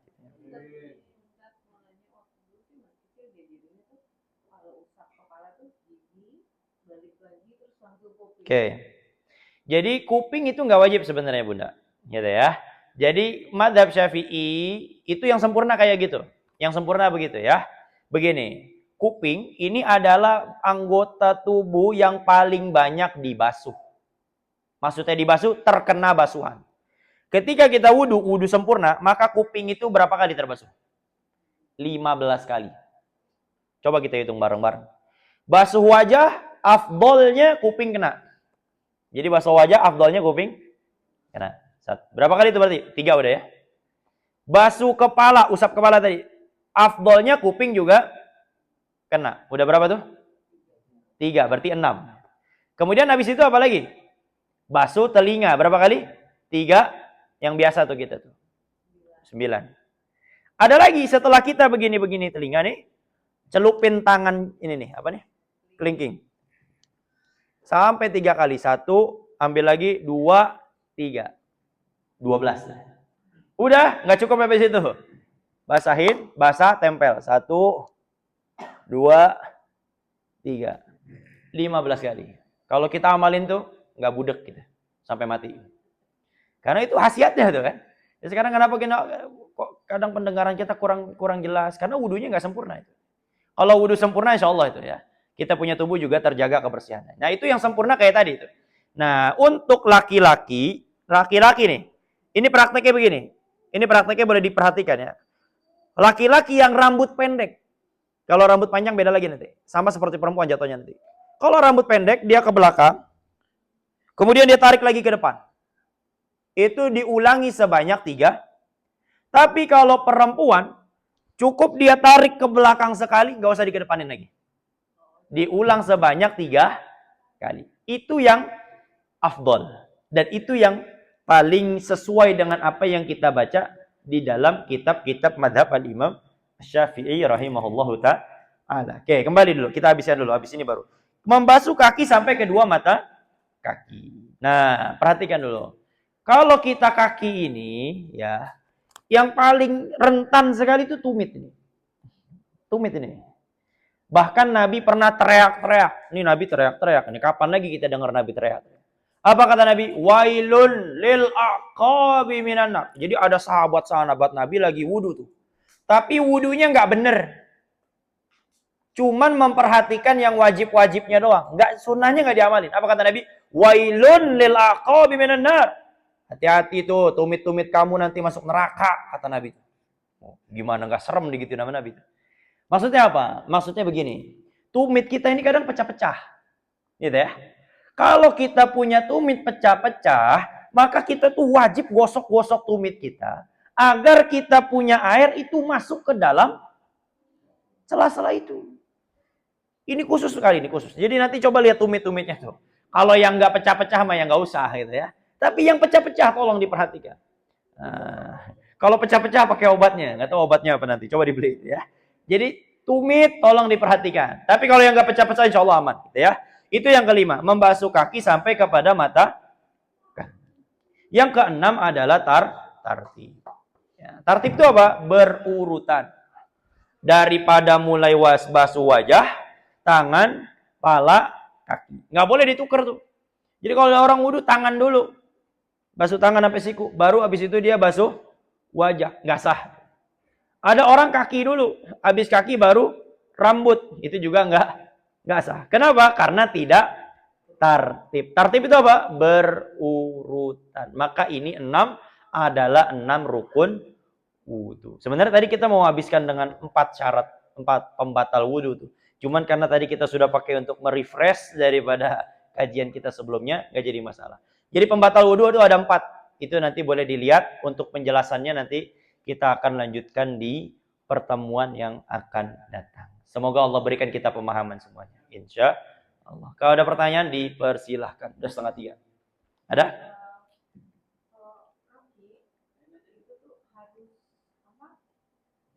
Diangkat terus di kayak begitu atau kita nggak usah pakai tangan ngebersihin, cukup kakinya aja kena air. Gitu. Nah, jadi untuk afdolnya itu memang digosok, bukan pakai sikat tapi ya, pakai tangan. Tapi kalau kita nggak gosok, cuman gini doang nih, ini airnya keran, kita gini doang nih. Tapi kena semua, boleh, nggak jadi masalah, gitu ya. Nah, sekarang masalahnya begini, masalahnya. Kalau kita yang namanya wudhu, itu kan tadi harus diapain tuh? Harus dibasuh itu kan. Kenapa kok pakai keran doang itu sah? Karena itu sudah dianggap basuhan. Karena mengalir airnya. Bisa dipahami maksudnya ya? Oke. Tapi yang afdol itu disikat. Digosok, bukan disikat bahasa kitanya. Digosok pakai tangan. Pakai tangan mana? Tangan ini. Jadi wudhunya begini nanti wudhu. Kaki nih, kaki ini yang paling afdol. Boleh diingat. Paling afdol sesuai riwayat daripada Sayyiduna Utsman ibn Affan radhiyallahu taala anhu. Jadi Nabi itu kalau wudu, Nabi itu kan kalau wudu duduk. Ustaz, saya udah tua, gemuk lagi. Susah kalau wudunya diri kemudian harus gosok-gosok apa? Kaki. Maka caranya wudu duduk. Gimana Ustaz? Saya nggak ada tempat duduk, ya beli. Beli yang mana? Jangan yang kayak gini, basah semua nanti. Beli yang apa tuh? Yang plastik, kayak tempat duduk di tukang mie ayam. Nah, kayak gitu-gitu tuh. Taruh di kamar mandi kita. Biar kita belajar sedikit banyaknya mengamalkan sunnah. Kalau nggak sekarang mau sampai kapan? Mungkin bisa jadi nanti kita dapat syafaat karena itu. Kita kan nggak tahu sekarang penolong kita, ibadah kita yang diterima tuh yang mana. Emang tahajud kita diterima? Ya kan nggak juga. Bisa jadi kita masuk surga itu karena senantiasa mendawamkan wudhu dengan cara duduk, yang itu adalah sunnah Rasul. Bisa jadi itu syafaatnya dari situ nanti. Nah, jadi kalau nggak punya, beli. Gitu ya. Kalau mau permanen, kayak di masjid-masjid sekarang kita itu kan ada apa? Yang dibuat dari itu. Nah, oke. Jadi afdol kanan dulu. Sampai mana? Sambil digosok. Udah, jangan ke kiri. Tapi di sela-sela pakai ini. Apa? Kelingking. Dimulakan dari, mohon maaf ini ya. Dari kelingking bagian kanan. Ini sela-sela. Kan kita sekarang nyala-nyala dari atas aja begini kan. Afdolnya begini. Ini yang afdol. Paling afdol. Silahkan dibaca riwayatnya. 1, 2, 3, 4. Udah basuh kaki kiri 3 kali. Udah 3 kali, baru di sela-sela pakai ini lagi, begini lagi. Pakai tetap kelingking kiri, bukan kelingking kanan, tetap kelingking kiri. Terus ini sampai ujungnya di kelingking kiri. Jadi nyela-nyelanya tetap pakai ini nih. Pakai kelingking kiri. Dimulakan dari kelingking kaki kanan sampai kelingking kaki kiri. Dan diselanya dari bawah, bukan dari. Jadi begini nih. Nih 1. Nah begini aja nih. Udah. Habis itu ke sini. Berlawanan, betul, bukan dari atas. Dari atas boleh, cuman kurang sempurna. Oke, ada lagi silakan. Itu yang kalau wudu kepala langsung ke kuping boleh. Ini buat terus ke kuping. Terus habis itu nggak basuh kuping lagi? Apa gimana? Ya, nggak apa-apa, karena kuping hukumnya sunnah. Jadi kalau misalkan habis basuh kepala langsung disambungin ke kuping, boleh-boleh aja. Kenapa boleh? Karena memang kuping bukan perkara wajib, tapi hukumnya sunnah. Boleh-boleh aja. Cuman tetap kurang afdol. Ada silakan. Iya. Ini nih, siapa nih namanya? Ustadz Syams. Jadi dulu saya pernah ke Medan. Jadi kalau saya itu ada ulah. Kira-kira itu Kolam. enggak semacam bak gitu. Ya, terus. Lebih dari 2 ulah. Ya. Tapi yang wudu itu lebih dari 50 orang. Dari bak itu. Ya, dan dia pakai gayung. Langsung. Nah, begini. Dalam ilmu air, ini namanya ilmu air. Air 2 kulah. Ini udah saya bahas juga di sini. 2 kulah itu berapa? Berapa liter, Om? Berapa? 216 liter. Kalau pakai liter ya. Kalau air literannya udah segitu, berarti itu namanya 2 kulah dalam syariat. Di dalam ilmu air, 2 kulah itu nggak ada istilah air mustakmal. Nggak ada, itu dulu. Nggak ada ya, nggak ada. Yang ada nanti namanya air mutagoyir atau mutanajis. 2 pilihannya. Nah, sekarang begini, Ustadz, saya punya satu ini, cuman orang banyak wudu di situ nggak pakai gayung, apa hukumnya? Selama airnya itu tidak berubah sifatnya, maka itu air dihukumi suci mensucikan. Sesimpel itu. Ya, jadi itu air tetap suci mensucikan atau tidak? Tetap suci apalagi kalau itu air memang terus dialirin. Maksudnya nggak habis tuh. Kenapa? Karena kalau dialirin airnya terus update gitu ya. Udahnya 2 kulah, airnya ngalir lagi tuh. Maksudnya ada keran yang keluar ataupun saluran air. Maka itu dipastikan airnya tetap suci sekalipun mau puluhan orang yang wudu di situ, nggak pakai gayung, langsung dia ambil, maka itu tetap dihukumi suci Kenapa? Karena airnya lebih dari 2 kulah dan tidak berubah sifatnya. Kalau udah bau gimana Ustaz? Baru itu nanti bukan jadi mustamal, tapi jadi mutaghayyir. Udah jadi bau Ustaz, warnanya juga udah mulai kuning, berarti mutaghayyir, gitu caranya. Tapi kalau airnya masih bening, berarti itu air masih suci Nah, begitu cara mengambil kesimpulan dalam babul miyah kalau di dalam bab fikih. Ada lagi? Silakan. Kalau membahas wajah, misalkan dia terus Diputus. Dia ke sini, habis itu ke sini. Nah, mustamal atau bukan? Nah, pertanyaannya begini. Kalau kita basuh kanan dulu, gitu ya. Kemudian yang di tangan kita ini adalah air bekas daripada yang sebelah kanan tadi, maka ini statusnya adalah mustamal. Cuman sekarang pertanyaannya begini, boleh nggak kita basuhin ke sebelah kiri? Boleh-boleh aja. Cuman nggak dihitung. Gimana biar dihitung? Ambil air baru. Kadang ada orang wudunya begini nih. Ambil air.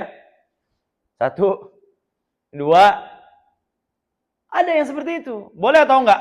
Boleh. Yang penting seluruh wajahnya terbasuh. Nah sekarang tangan kita tadi itu, air yang di tangan kita, itu tuh air bekas daripada basuhan wajib. Berarti itu hukumnya mustakmal. Boleh nggak digunakan untuk membasuh yang sebelah kiri? Kalau sekedar mengusap sebagai basuhan, tapi bukan basuhan wudhu, itu boleh-boleh saja. Kenapa? Karena air mustakmal itu suci. Boleh minum nggak kita? Air mustakmal tuh? Boleh. Kita habis wudhu, airnya kita tadangin lagi. Boleh apa nggak tuh air kita minum? Boleh. Dan itulah yang dilakukan oleh para sahabat Nabi. Jadi Nabi itu kalau wudhu, air wudhunya itu direbutin sama para sahabat. Buat apa? Buat diminum-minum sama mereka. Ada yang diminum, ada yang dipakai buat mandi. Macam-macam para sahabat tuh. Ngambil berkah Rasulullah. Ya. Tapi kalau wudhu kita nggak berkah gitu ya. Oke, ada lagi silakan. Kalau nggak ada kita cukupkan. Yang belakang ada?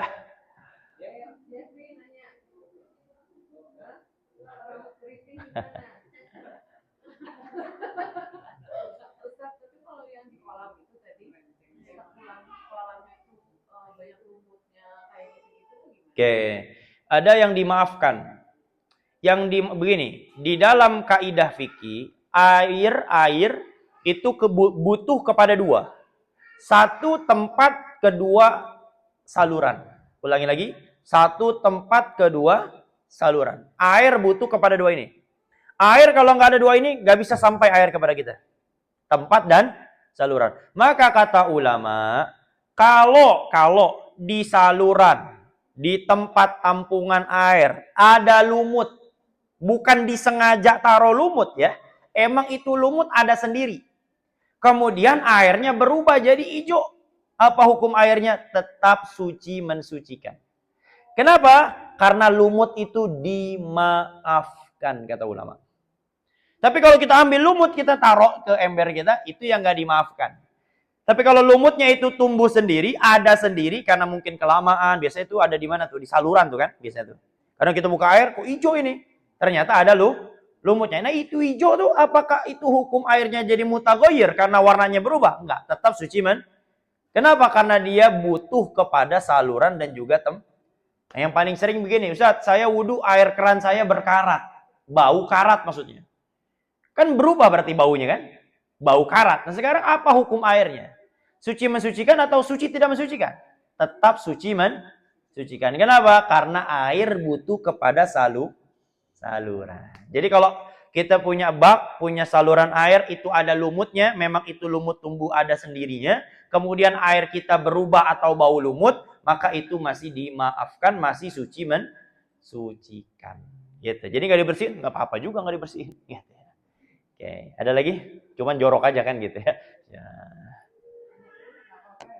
Ya.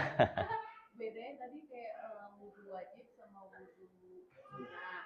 Terus kan kalau kadang-kadang kita juga wudhu yang ada yang kayak di hidung gitu, air, lehernya dibersihin, itu gimana? Nah itu namanya amaliyah. Beda, kalau yang wudhu wajib, wudhu sunnah, itu adalah niatnya dia di dalam melaksanakan wudhu. Itu yang pertama tuh. Nah, wudhu sunnah itu namanya tajdid, memperbaharui wudhu. Kita punya wudhu lagi, merefresh wudhu kita. Biar kita lebih seger, biar nggak ngantuk dalam beribadah, biar lebih semangat. Itu namanya tajdid. Dan itu disunahkan oleh Rasul. Jadi Nabi itu begitu. Nabi belum batal, Nabi wudhu lagi. Untuk memperbaharui wudhunya. Dan itu lebih afdol.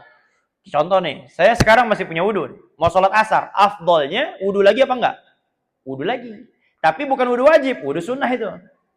Kenapa? Karena masih punya wudhu. Nah, ada pun yang tadi Bunda tanya, membasuh hidung, itu semua adalah praktek sunnah gitu. Jadi itu semua adalah bentuknya amaliyah. Jadi kalau ada orang wudhu nggak ngelakuin itu semua, boleh nggak? Boleh. Tapi kalau dia lakukan, itu bisa mendapatkan pahala yang sangat besar. Contoh, kita sekarang kumur-kumur sama membasuh hidung. Kita prakteknya kayak gimana?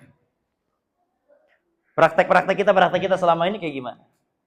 Ambil air, kumur-kumur. Habis itu udah 3 kali ambil air, masukin air ke dalam. Padahal, sepakat ulama, yang paling afdol itu adalah menggabungkan mulut dengan hidung. Jadi sekali ciduk, mulut dan hidung. Ambil satu, masukin mulut, sekaligus ditarik ke atas sekali. Ambil lagi 2 kali. Ambil lagi 3. Emang bisa Ustadz? Bisa. Kadang awal-awal doang kaget. Ya, masih kegok gitu. Karena nggak biasa. Tapi kalau selama ini saya 3 kali ambil buat mulut, 3 kali ambil buat hidung, itu dapat pahala sunnah nggak?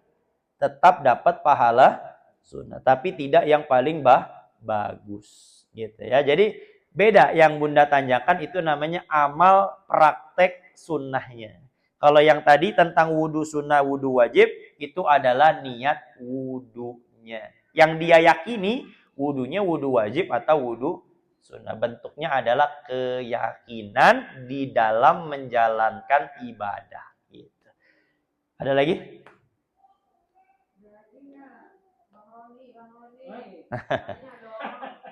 Kalau berwudu kan 3 kali sama sekali gitu, itu kalau kita 3 kali itu dapat sunnahnya. Dapat sunnah. Sekali nggak apa-apa, itu yang wajib. Tapi kalau sekali belum kena semua, maka yang kedua itu wajib. Contoh, ada orang basuh tangan baru sampai setengah sini nih, sekali baru sampai sini. Apa kemudian cukup sekali doang? Ya enggak cukup. Harus yang kedua. Untuk apa? Menyempurnakan basuhannya sampai Jadi kalau sekali basuh udah kena semua, maka yang kedua dan yang ketiga itu hukumnya baru sunnah. Ya, jadi boleh pilih 3 atau 1 boleh. Kalau lagi malas 1 aja dulu Ustaz, ya enggak apa-apa dah. Ya. Sampai lengan. Dari mulai tangan sini. Nah, ya, tangan sampai kepada siku. Jadi tangan tuh ada 2. Ada yang wajib, ada yang sunnah. Kalau yang sunnah itu sebelum wudhu. Kita cuci sampai mana? Sampai pergelangan tangan. Itu sunnah. Yang wajib ketika setelah membasuh wajah. Habis itu basuh tangan sampai kepada siku. Jadi ada yang wajib, ada yang sunnah. Jangan sampai salah. Ya.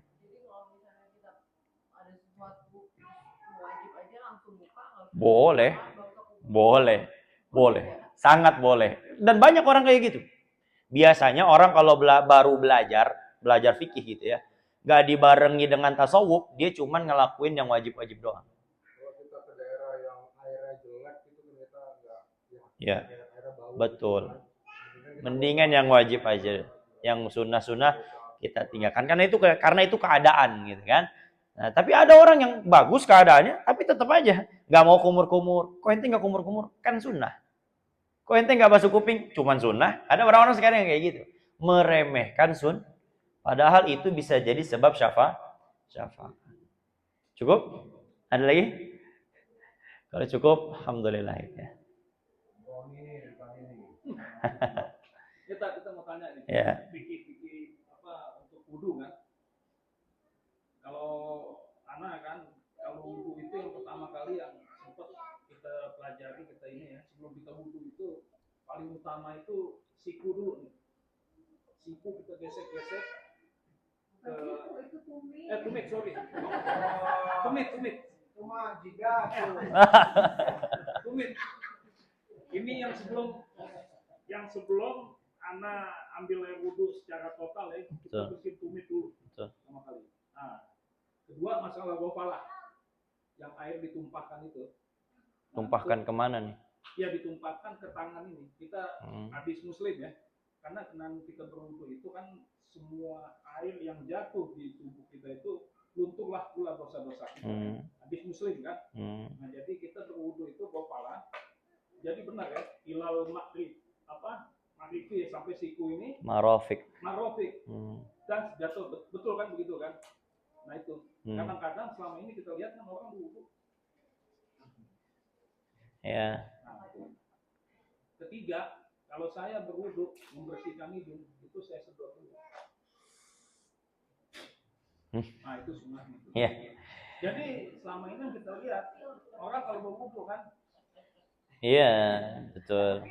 Nah, kalau yang saya itu juga di samping berwudu juga ada khasiatnya kan untuk mengeluarkan Betul. kotoran yang ada di sinus, Ya. otak kita semuanya itu. Okay. Jadi 3 kali kita buang. Nah, jadi itulah. Jadi saya berpedoman dengan hadis Muslim itu dengan kita berwudu yang benar, artinya ya kita melumpuhkan dosa-dosa kita saat kita ingin menghadap ke Allah. Iya, betul. Ya, itu. Nah. Waalaikumsalam. Jadi untuk apa nih, bukan siku ya, tumit gitu ya. Jadi tumit boleh nggak saya bersihin dulu sebelum saya wudhu? Boleh, untuk memudahkan basuhan ketika nanti kita berwudhu. Itu dulu kan kadang tumit kita kotor kan. Nah kotoran itulah yang mencegah air sampai kepada anggota wudhu, yaitu kaki kita. Jadi kalau mau disikat dulu boleh, jadi nanti wudhunya lebih mudah. Kemudian yang kedua, tentang hadis Muslim, setiap air yang jatuh setelah kita berwudhu itu berbarengan dengan gugurnya dosa, itu betul. Sangat betul, tapi ada tapinya, wudhu yang seperti apa, kan begitu kan? Maka ulama nggak serta-merta bilang itu wudhu secara umum. Wudhu yang sesuai dengan apa yang dicontohkan oleh Rasulullah Sallallahu Alaihi Wasallam. Itu yang kedua. Kemudian yang ketiga tentang istinsyak. Jadi memasukkan air ke dalam mulut itu namanya matmadhah. Apa? Matmadhah. Memasukkan air ke dalam hidung namanya istinsyak. Istinsyak. Mengeluarkan air daripada hidung namanya istinsar. Nah ini apa namanya? Istilah-istilah yang harus kita ketahui, gitu ya.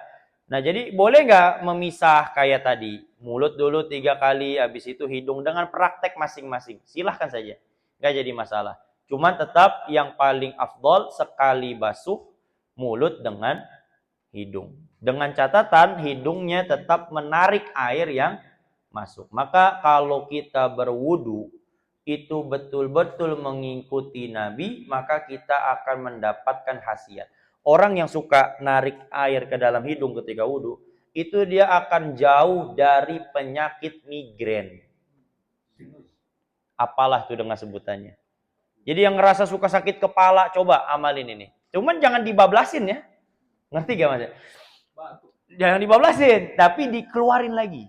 Habis ditarik kemudian dibuang. Itu sunnah Rasul. Orang yang berpegang teguh dengan sunnah, lan tadillu abada. Nggak akan tersesat, nggak akan susah, nggak akan sengsara, nggak akan hidupnya tuh menjadi hidup yang melarat. Kalau memang mau ikut kepada Quran dan juga hadis. Cukup? Satu lagi, ini kan riwayat ini nih yang ditulis sama Ustadz Amri Asmatkan kan ya. Nah, kita kan pernah ngikut kajian dia juga kan malam subuh ya. Satu poin aja. Jadi setelah kita berwudu itu, kan air semuanya kan ada nempel di tubuh kita ketika kita sholat. Nah itu Ustadz Amri kan udah bilang itu jangan diseka. Betul. Karena dengan tetesan air yang setelah kita wudu itulah dosa-dosa kita menetes. Nah, itu benar ya? Betul. Makanya begini ya. Di dalam bab fikih 2 yang dimakruhkan. Habis wudu nih, 2 makruh. Jangan lakukan ini. 1, ngelap air bekas wudu. Itu makruh hukumnya. Jadi habis wudu kita lap muka kita, itu makruh. Yang kedua, mengibas-ngibaskan air. Apalagi pakai hair dryer tuh. Ya, lebih-lebih itu ya. Jadi habis wudu jangan lakukan 2 itu. Karena itu hukumnya makruh sebagaimana yang dijelaskan oleh para ulama. Ya, jadi itu betul yang disampaikan. Boleh, cuman kurang baik, makruh. Jadi biarin Ya, ada lagi? Belum Ustaz, nih satu lagi. Boleh Bunda. Terakhir. Sangat mengganggu sih. Kalau lagi wudhu tuh orang tuh kenapa sih? Gitu. Itu ketika kumur-kumur berarti ya. Iya, nggak maksudnya. Terganggu orang. Betul. Dari lorong-lorong beneran Boleh apa? Oke. ya Zika tuh aduh. Begini Bunda. Ngeri banget. Sebenarnya yang disunnahkan seperti itu bukan ketika sedang berkumur-kumur, tapi ketika sedang bersiwak. Satu riwayat, Nabi itu kalau siwak itu Nabi sampai kayak orang muntah. Sampai itu Nabi. Berarti kan kalau siwakannya kayak model kita gitu-gitu doang nggak mungkin sampai kayak gitu kan. Nabi itu sampai langit-langit apa? Dalam itu semua digosok sama Nabi itu. Maka Nabi itu di dalam riwayat kalau Nabi bersiwak, Nabi sampai kayak seperti orang pengen muntah sampai itu satu riwayat. Adapun wudu ketika kumur-kumur, ada yang sampai kayak tadi Bunda contohin, itu bukan begitu sebenarnya. Yang afdol adalah kumur-kumur. Dulu kita kecil tuh suka begini. Pernah nggak? Itulah wudu yang paling afdol. Bukan. Ini kalau orang begini dapat amal sunnah nggak? Dapat pahalanya? Dapat. Tapi yang paling afdol itu dengan cara seperti ini. Buang. Diulang sebanyak 3. Tapi kalau lagi puasa itu nggak boleh. Itu disebut namanya mubalaghah, berlebihan di dalam kumur. Kalau lagi puasa hukumnya makruh. Ada yang ketelan nggak sengaja batal. Walaupun tidak sengaja tuh nanti ada di dalam. Enggak, tetap harus kumur-kumur, tapi jangan berlebihan. Cuman masukin air dikit, kumur-kumur, buang. Begini, kalau nanti bahas tentang fikih puasa, masalah kumur-kumur, ini salah kalau ada orang ulama bilang, udah nggak usah kumur-kumur kalau gitu. Ini keliru fatal ini. Karena itu sunnah itu. Jadi yang betul kumur-kumur tapi jangan berlebih. Ya. Begini, kalau ada orang kumur-kumur berlebihan tuh kita dia ketelen, nggak sengaja batal. Tapi kalau ada orang kumur-kumur nggak berlebihan nih, lawannya masukin dikit, buang. Nggak sengaja ketelen, nggak batal. Beda ya, enggak batal. Kenapa? Karena kata ulama, yang pertama tadi itu yang berlebihan begini. Ketelen itu kata ulama ada unsur kesengajaan. Udah tahu lagi puasa, ngapain kayak begitu? Nah, kan itu lebih rentan untuk masuk ke dalam tenggorokan. Jadi kalau kita lagi wudhu, masukin air dikit doang, nggak sampai berlebihan, kemudian masuk airnya, itu tidak membatalkan puasa kita. Tapi kalau kita kumur-kumurnya berlebihan, airnya masuk, walaupun nggak sengaja tetap Nah ini perlu kita bahas sebenarnya, yang mungkin nanti kalau kita sudah mendekati Ramadan tentang fikih puasa. Ini penting sekali, fikih puasa, perkara-perkara yang berkaitan dengan puasa. Semoga. Satu lagi, ini penting enggak? Ini penting Yeah. banget ini. Ini kan mesti Boleh, saya mah nggak masalah. Mesti diluruskan kan, karena ini paradigmanya beda. Iya, terus apa? Kita wudhu nih misalnya sholat zuhur, udah niat wudhu kita sholat zuhur, udah selesai kita melakukan sholat zuhur, kita menunggu asar. Nah dalam menunggu asar itu wudhu kita masih ada. Asar masuk, nah biasa orang-orang tua kita, orang Betawi, kita masih ada wudhu kok. Jadi nggak usah wudhu lagi. Yeah. Asar masuk kita sholat wudhu. Padahal kita niat wudhu zuhur. Nah kan kalau kita tiap berwudhu itu kan niatnya beda-beda kan. Nah itu gimana itu? Jadi wudhu kita udah masuk asar kita nggak wudhu. Ya, terus dia melaksanakan sholat sunnah wudhu. Enggak. Langsung sholat. Nggak jadi masalah. Cuman yang afdol wudhu lagi. Nah tadi istilahnya apa? Tajdidul wudhu, memperbaharui. Nah, berarti kalau dia kayak gitu, itu wudhunya yang ketika sholat asar wudhu apa tuh? Wudhu wajib atau wudhu sunnah? Wudhu sunnah. Alhamdulillah, berarti paham ya. Semoga Allah berikan pemahaman yang terus-menerus ke dalam diri kita. Dan Allah berikan ini ilmu menjadi ilmu yang manfaat buat kita, keluarga kita, dan orang-orang terdekat kita. Dan sebab pengajian kita, ilmu yang kita pelajari, semoga kita mendapatkan syafaatul uzma daripada baginda Rasulullah sallallahu alaihi wasallam. Kita tutup majelis kita dengan doa kafaratul majelis. Subhanakallahumma wa bihamdika asyhadu an la ilaha illa anta astaghfiruka wa atubu ilaik. Assalamualaikum warahmatullahi wabarakatuh.